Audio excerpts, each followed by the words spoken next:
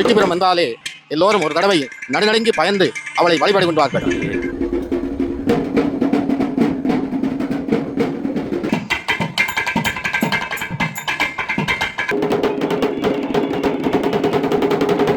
ஸ்தானத்திலே சிலம்புடன் இருக்கின்றார். வழியாக விடுதலை புலிகளின் வாகனம் செல்லும் பொழுது வயோதிப கிளவியோதி வெள்ளை ஆடையுடன் அந்த வாகனத்திலே ஏறி கொடிகாமத்தை நெருங்கியதும் திடீரென அந்த மூதாட்டி காணாமல் போய்விட்ட செய்தியை நாங்கள் அறிந்தோம். ஆகவே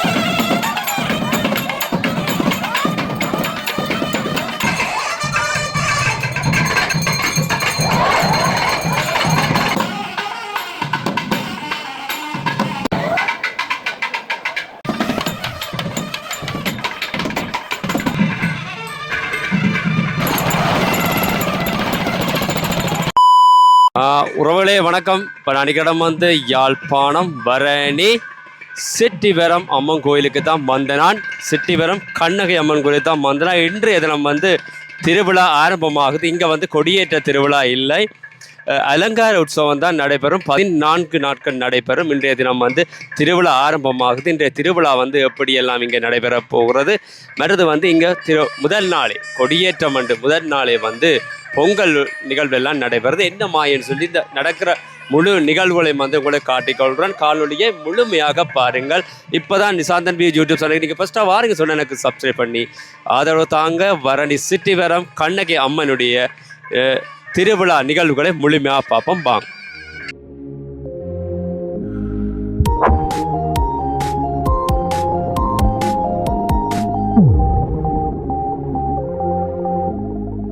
இந்த கோயிலில் வந்து நான் இப்போ வாரது வந்து முதல் முறை கொடியேற்ற திருவிழா பதிவு செய்கிறது. பாப்பம் ஆலயத்தில் நடக்கிற நிகழ்வுகள் எல்லாமே வந்து நான் உங்களுக்கு காட்டிக்கொள்கிறேன். ஒரு அரசு மரத்து கீழே வந்து ஒரு பிள்ளையார் இருக்கிறதை பார்க்கக்கூடியதான் இருக்குது. பார்த்து கொண்டிருக்கின்ற இந்த விநாயக பெருமானுடைய சிலையானது கிட்டத்தட்ட 1950ஆம் ஆண்டு காலப்பகுதியிலே கொடிகாமத்திலே கார் வைத்து ஓடியிருந்த அன்பர் ஒருவர் இந்த வீதியால் வரும் பொழுது வீதியின் ஓரத்தில் இருந்த அங்கே வீசியிருந்த அந்த பிள்ளையார் சிலையை இந்த ஆலயத்தின் முன்பு கொண்டு வந்து வைத்ததாக ஒரு கதை உலாவுகின்றது. அந்த வகையிலே இந்த ஆலயத்தினுடைய பகுதியிலே சென்று கொண்டிருக்கும் அடியவர்கள் எல்லோரும் இந்த பிள்ளையாருக்கு ஒரு கும்பிடு போட்டு வணக்கம் செய்து அங்கே கற்பூரங்களை கொளுத்தி செல்வது வழமையாகும். இதை சுமதாங்கி என்பார்கள். இந்த சுமதாங்கி கிட்டத்தட்ட சுமார் 500 வருஷங்களுக்கு உட்பட்டதாக இந்த சுமதாங்கியினுடைய வரலாறு சொல்லப்படுகின்றது. கொடிகாமத்திலே இருந்து பருத்தித்துறை நோக்கி கால்நடையாக செல்கின்றது. அந்த காலத்திலே இப்படி கல் ரோட்டுக்கள் எதுவும் கிடையாது, மண் வீதிகள் தான் அங்கே காணப்படும். ஆகவே அந்த மண் வீதிகளின் வழியாக செல்கின்ற அந்த அடியவர்கள் அல்லது வியாபாரிகள் போன்றவர்கள் இந்த சுமதாங்கிகளிலே தான் தாங்கள் கொண்டு வருகின்ற பொருட்களை இறக்கி வைத்து இதிலே இருந்து ஆறி அருகில் இருந்த கிணறிலே நீரருந்தி இந்த நிழலிலே ஆற அமர்ந்து பிற்பகல் செல்வது வளமையாக நடைபெறுகின்ற ஒரு காரியம். பார்த்தீங்க சொன்ன அம்மனுடைய அழகான ஒரு கோபுரம், ராஜகோபுரம் பாருங்க, பார்க்க ஒரு அழகாக இருக்குதுங்க.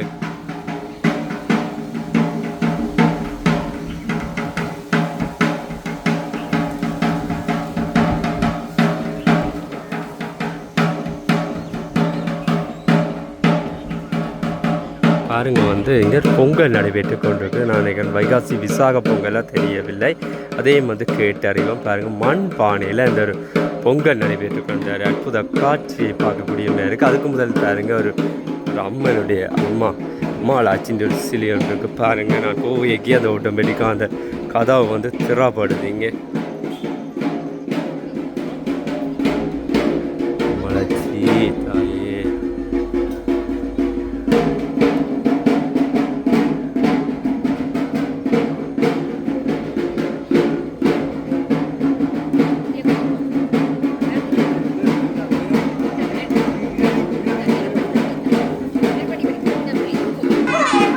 மூர்த்தி தலம் தீர்த்தம் என்னும் முச்சிறப்புகளையும் ஒருங்கே பெற்ற சிட்டிபுரம் என்று சொல்லப்படுகிற சுட்டிபுரம் கண்ணகி அம்பாள் ஆலயத்திலே இன்றைய 2026ஆம் ஆண்டு நடைபெறுகின்ற இந்த மகோத்சவ பெருவிழா வெகு சிறப்பாக விமரிசையாக இன்று காலை ஆரம்பமாகிய காட்சிகளையும் நிகழ்ச்சிகளையும் நாங்கள் இந்த காணொளிகள் வாயிலாக தந்து கொண்டிருக்கின்றோம். பாருங்க, விசாக பொங்கல் நினைக்கிறேன். பாருங்க அந்த பொங்குற இதை பாருங்க அப்படியே பொங்கினேன்னு சொல்லி. அந்த வகையிலே கண்ணகி அம்பாள் இந்த பதியிலே தானாக வந்து உறைந்து இருந்து இந்த அயல் பகுதிகளிலே வாழுகின்ற மக்கள் எல்லோருக்கும் அருள் பாலிக்கின்ற இடமென்றால் மிகையாகாது. முன்னொரு காலத்திலே அங்கே பாண்டிய மன்னனுடைய அந்த தவறான தீர்ப்புக்காக மதுரையை எரித்துவிட்டு கண்ணகி அந்த ஆக்கிரோஷமாக அங்கிருந்து புறப்பட்டு தென்னிலங்கையை நோக்கி வந்து கொண்டிருந்த பொழுது அங்கே வட இலங்கையிலே பல்வேறு இடங்களிலே கண்ணகி என்று சொல்லப்படுகின்ற அந்த இளவரசியானவள் ஆங்காங்கு இருந்து இளைப்பாறிய இடங்கள்தான் இப்பொழுது கண்ணகி அம்மன் வழிபாடாக காலப்போக்கிலே அங்கே அருள் எழுச்சி பெற்று வழிபாடு செய்யப்படுகின்ற சிறப்புகளை காணலாம். பாருங்க, அதில் சலங்கை வச்சிருக்கு, சலங்கை உலக்க எல்லாமே வச்சிருக்கிறேன், கத்தி எல்லாமே வச்சிருக்கிறேன். பாருங்க,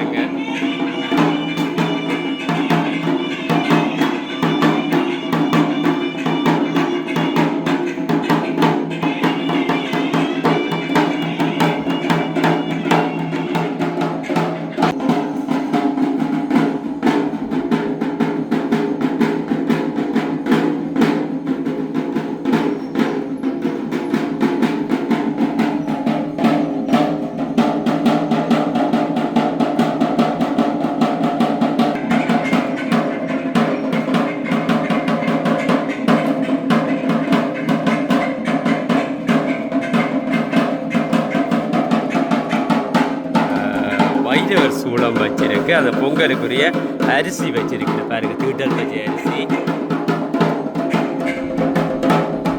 கோபுரத்திலே வந்து பரம்பேடம், உங்களுடைய பரம்பேடம் வச்சு கொண்டு பாருங்க.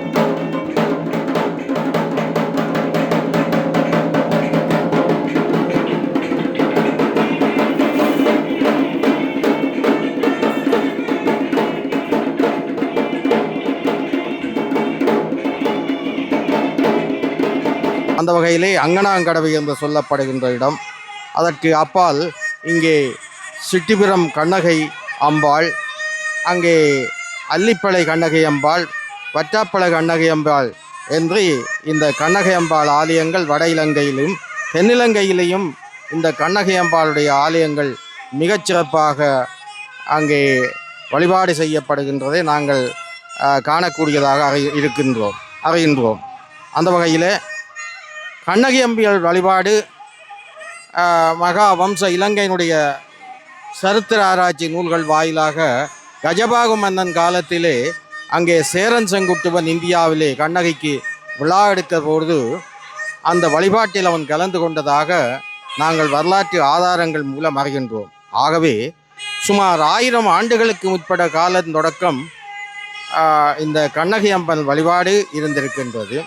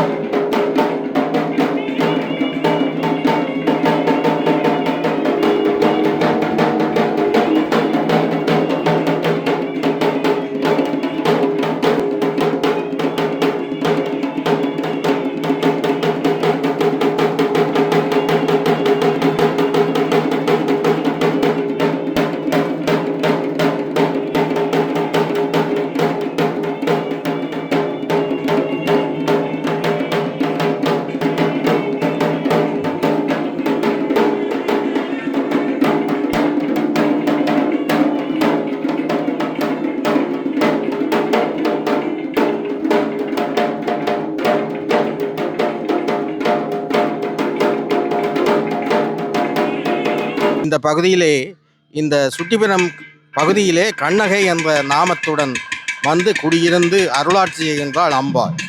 உலகெங்கும் 64 சக்தி பீடங்கள் காணப்படுகின்றன. அதிலே நைனை நாகபூசியிலே காணப்படுகின்ற சக்தி வழிபாடும் ஒரு மிக பிரதானமான சக்தி பீடமாக வரலாற்று ஆய்வாளர்களாலே தெரிவிக்கப்படுகின்றது. சுட்டிபுரம் கண்ணகி அம்பாள் மூர்த்தி தலம் தீர்த்தம் என்னும் முச்சிறப்புக்களை உடையவர். அங்கே மூலஸ்தானத்திலே கண்ணகி அம்பாள் அங்கே சிலம்புடன் காணப்படுகின்றாள். அதனாலே தான் இங்கே மகோத்சவ நிகழ்வு நடைபெறுவதில்லை, அதாவது கொடியேற்ற நிகழ்வு நடைபெறாது. ஆனால் இந்த காலத்திலே இங்கே உற்சவம் நடைபெறுகின்றது. சிறைதியை நாங்கள் தருகின்றோம். அதேபோல தலம் கண்ணகை அம்பாள், மூர்த்தி அங்கே மூலஸ்தானத்திலே இருக்கின்றால். விருட்சம், தலவிருட்சம் என்னென்று பார்த்தால் அங்கே பாலமரம் காணப்படுகின்றது. மூலஸ்தானத்துக்கு அருகிலே அங்கே வடபகுதியிலே ஒரு பாலமரம், மிக பிரமாண்டமான முதிர்ந்த பாலமரம் ஒன்று காணப்படுகின்றது. இதுதான் இந்த ஆலயத்தினுடைய தல விருட்சமாகும்.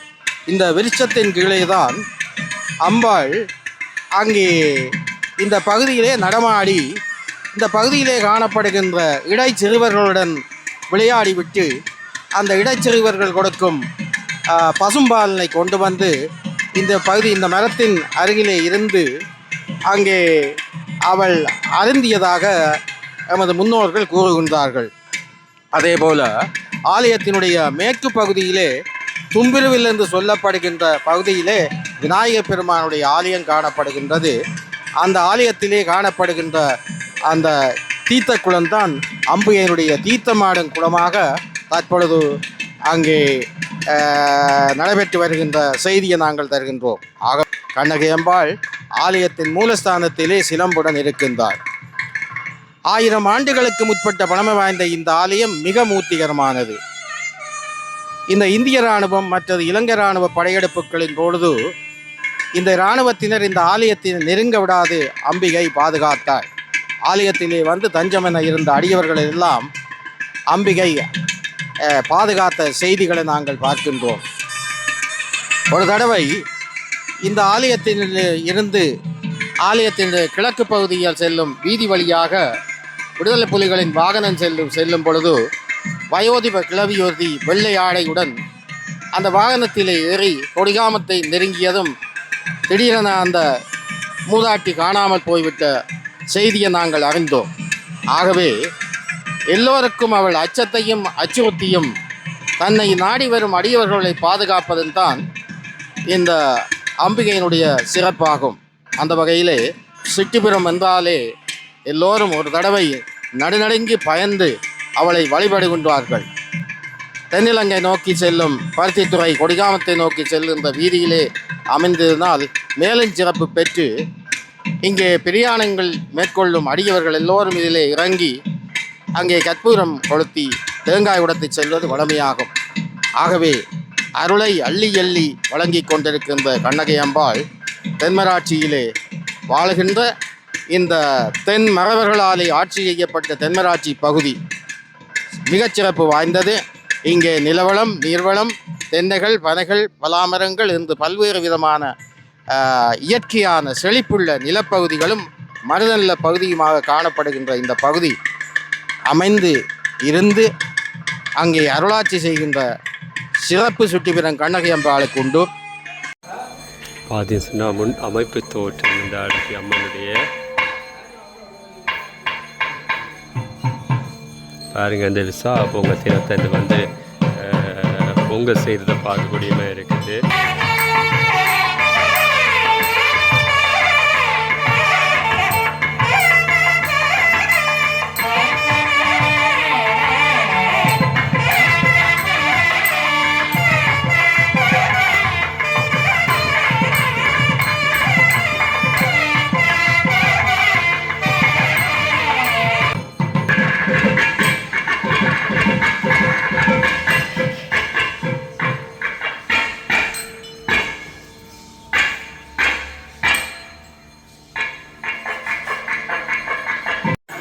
பார்த்தீங்க சொன்னால் கோயிலில் வந்து பொங்கல் நடைபெற்று கொண்டிருக்கிறது. இந்த விசாக பொங்கல் வந்து இன்றைய கொடியேற்ற தினத்தில் வந்து நடைபெற்று கொண்டிருக்கிறது. அவங்க அனைவருமே வந்து பொங்கல் செய்து கொண்டிருக்கின்றார்கள்.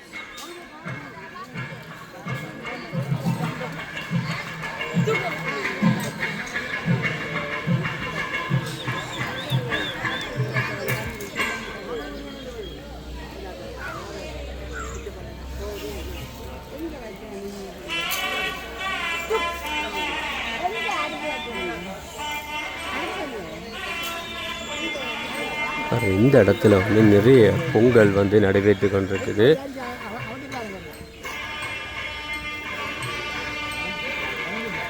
எல்லாமே வந்து வெண் பொங்கல் தான் பார்க்கக்கூடிய மாதிரி இருக்கு.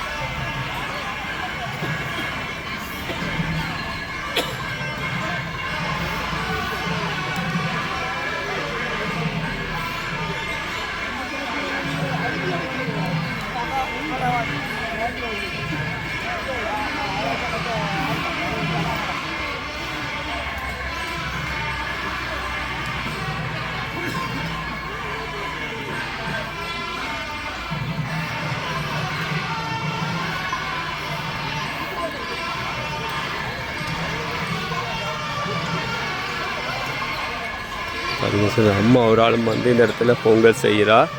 நல்ல வயது கூடவா இருக்கும் அம்மாவுக்கு.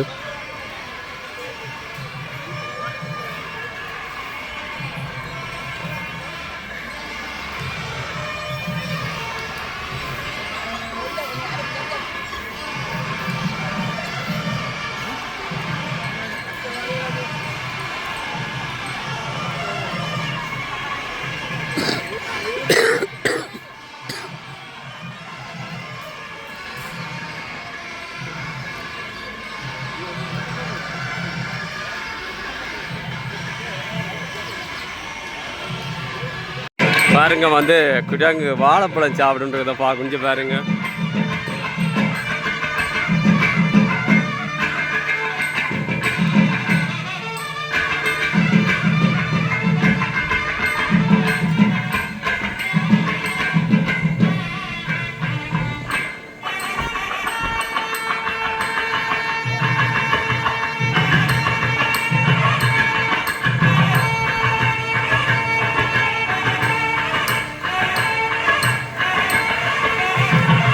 நிறைய பேர் இருக்கிற பாருங்க. அனுமான் நிறைய பேர் அம்மராஜியை தேடி வந்திருக்கு.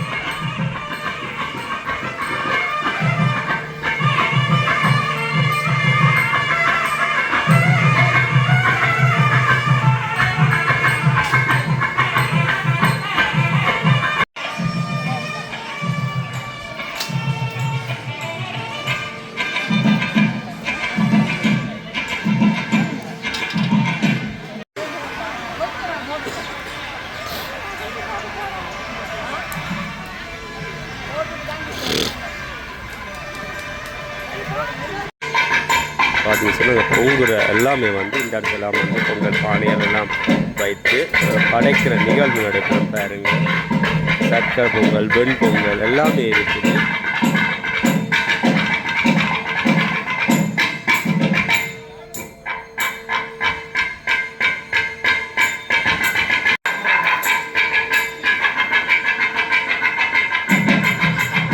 சலங்கியோடு இருக்கிற அம்மாளாச்சி.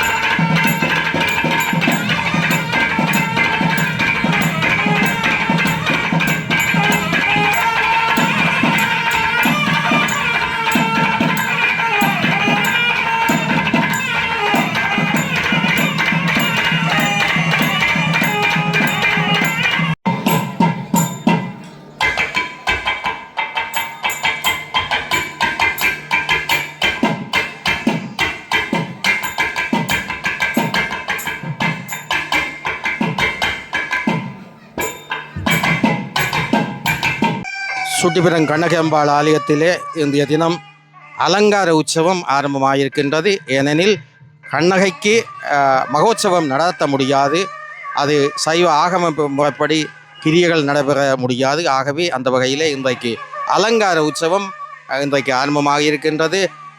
அந்த ஆலயத்தினுடைய பிரதம குருவான குமாரசாமி குருக்கள் ஐயா தலைமையிலே அந்த நிகழ்வுகள் நடைபெற்ற வண்ணம் இருக்கின்றது என்ற செய்தியை தருகின்றோம். எனவே 14 நாட்கள் அந்த ஆலயத்திலே இந்த அலங்கார உற்சவம் நடைபெறும். அதே போல் தேர் திருவிழா, தீர்த்த திருவிழா மிகச்சிறப்பாக நடைபெறும். அதே போல் கடந்த ஆண்டுகளிலே இந்தியாவில் இருந்து பல கவிஞர்களும் பாடகர்களும் இந்த ஆலயத்துக்கு கடந்த பல வருடங்களுக்கு முன்பெல்லாம் இங்கே தெரிவிக்கப்பட்ட செய்தியை நாங்கள் பார்த்தோம். அந்த வகையில் சீர்காழி கோவிந்தராஜன் இந்த பகுதிக்கு வந்து அருமையான பாடல்களை பாடியிருக்கின்றார். அதே போல் இன்னும் பல பாடகர்களும் வந்திருக்கின்றார்கள். அந்த விடயங்களையும் நாங்கள் தேர் திருவிழா, தீர்த்த திருவிழாவில் வெகு சிறப்பாக விமர்சையாக நாங்கள் அந்த நிகழ்வுகளெல்லாம் தர இருக்கின்றோம். பாருங்க அந்த கோயில் ஆலயத்துக்கு அமைப்பு பாருங்க, ஆதி மூலத்திற்கு பாருங்க, அம்மனை பாருங்க எப்படி இருக்குது.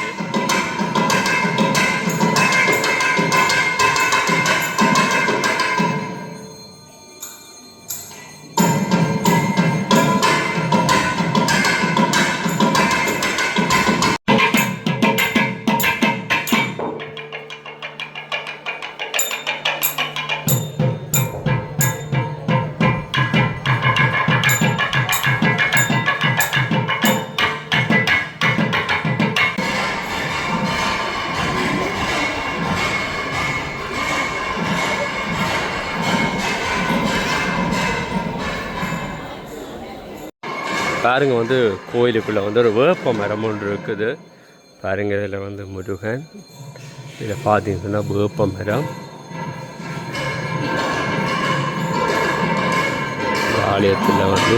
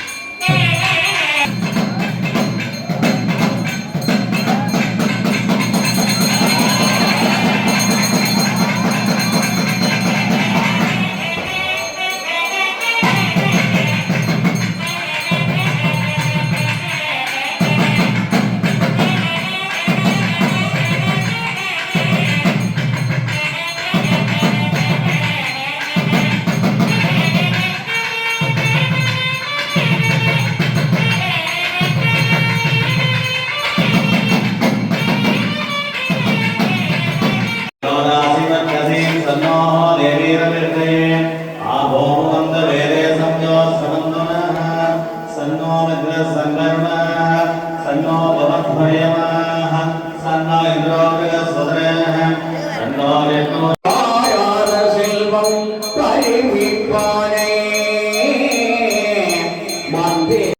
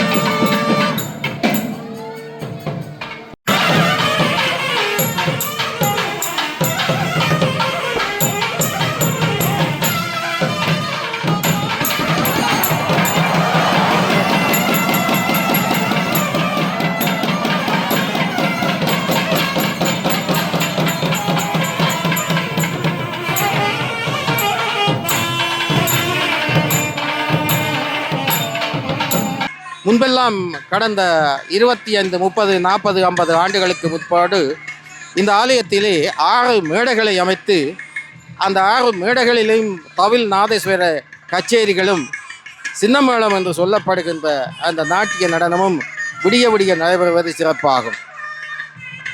சுட்டிபுரம் என்றாலே இந்த ஆலயத்தை ஒவ்வொரு கிராமங்களுக்குமாக பிரித்து திருவிழாக்கள் வழங்கி இருக்கின்றார்கள். அந்த திருவிழாக்களை செய்யும் அடியவர்கள் நான் அறியக்கூடியதாக அதற்கண்டு புகையிலை கண்டு மிளகாய் கண்டு நட்டு அதிலே வர வருமானத்தை கொண்டு திருவிழாக்களை செய்ததை நாங்கள் பார்த்திருக்கின்றோம்.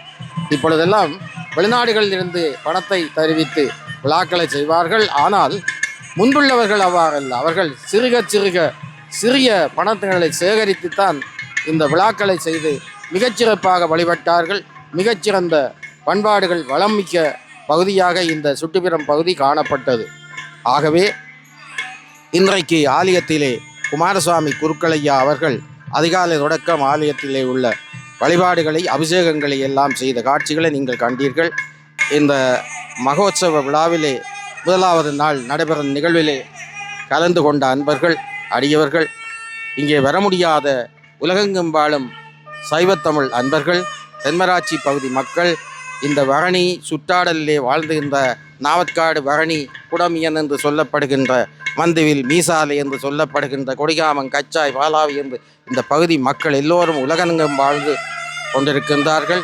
எனவே இந்த உலகெங்கும் வாழ்கின்ற அந்த அன்பர்களுக்கும் ஏனைய சைவத்தமிழ் அன்பர்களுக்கெல்லாம் சுட்டிபுரம் கண்ணகி அம்பாளுடைய திருவிழல் கிடைக்க வேண்டும். நாங்கள் தேர் திருவிழா மற்றும் தீர்த்த திருவிழாவில் இங்கே நடைபெறும் நிகழ்ச்சிகளை எல்லாம் நேரடியாக உங்களுக்கு பல்வேறு காணொலிகள் மூலமும் அங்கே தொலைக்காட்சிகளின் ஊடாகவும் தர இருக்கின்றோம் என்ற செய்தியை தெரிவித்து உங்களிடம் இருந்து விடைபெறுபவர் உங்கள் கனகவாரதி விஜயரட்னம் கனகராஜா. நன்றி, வணக்கம்.